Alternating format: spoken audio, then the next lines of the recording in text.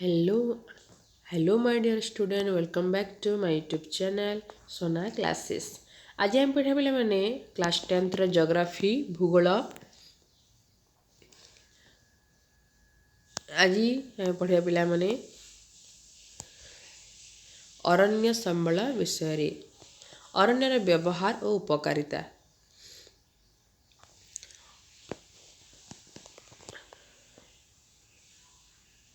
तृतीय अध्याय जैव संबल प्रथम पाठ अरण्य संबल विषय आज आम पढ़ा। अरण्यर व्यवहार और उपकारिता किभली भाव में करवा देख। अरण्य मनुष्य को प्राकृतिक आर्थनैतिक और मानसिक क्षेत्र में साहाय्य करिथाए। माने केतोटी दिया जायछि देख पिले। यह स्थानीय और आंचलिक जलवायु को कंट्रोल करिथाए। वायुमंडल रे अम्लजान अंगारकाम्ल मध्य संतुलन माने बैलेंस रखे।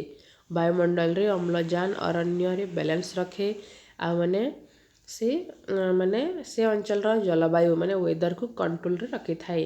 तापर देख पिला माने भूपृष्ठ रे वृष्टिजल प्रवाह और पवन वेग को माने नियंत्रण करके कंट्रोल रखिकी बन्या बात्यार प्रकोप मध्य रक्षा करिथाए अरण्य।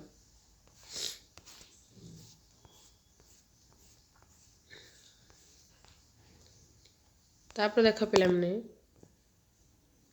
भूगर्भस्थ जल संचय साहाय्य करिथाए एवं मृत्तिका अवक्षय रोकिथाए एही अरण्य। जल शीर्षर उच्चता वृद्धि करिथाए एवं यह देशर अर्थनीति को विभिन्न उपाय रे प्रभावित करिथाए। अरण्यर वृक्ष और प्राणी मनुष्य को माने काठ औषध महू झुणा अठा चमड़ा इत्यादि जोगाई माने देशर अर्थनीति को प्रभाव करिथांती। देख पिला माने विभिन्न पशुपक्षी को आश्रय देइथाए एवं पशुमानंकर चारण भूमि भावरे व्यवहृत होइथाए। अरण्यजात कंचामाल उपरे निर्भर करी विभिन्न अरण्य भित्तिक शिल्प विकास लाभ करिछि।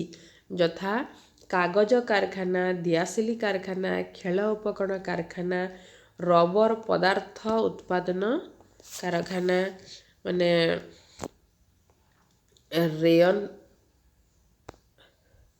रेयन शिल्प चमड़ा शिल्प सिंहजात पदार्थ कारखाना औषध उत्पादन इत्यादि।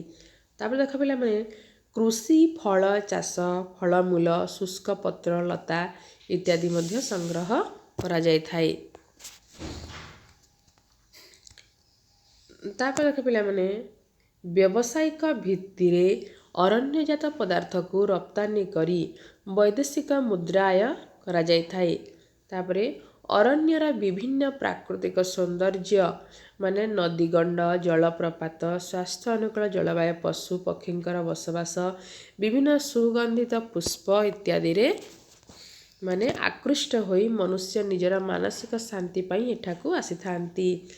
तापर देख पिला माने अरण्य को एक विशिष्ट पर्यटन स्थली भाव में ग्रहण करा जाई देशीय तथा वैदेशिक पर्यटकों को आकृष्ट करा जाय थाए एवं देशर अर्थनीति को साहाय्य करा जाय थाए। आजिर वीडियो एठी शेष करछु पिला माने वीडियो भल लागिथिबो सब्सक्राइब करंतु एवं नेक्स्ट वीडियो को अपलोड करंतु।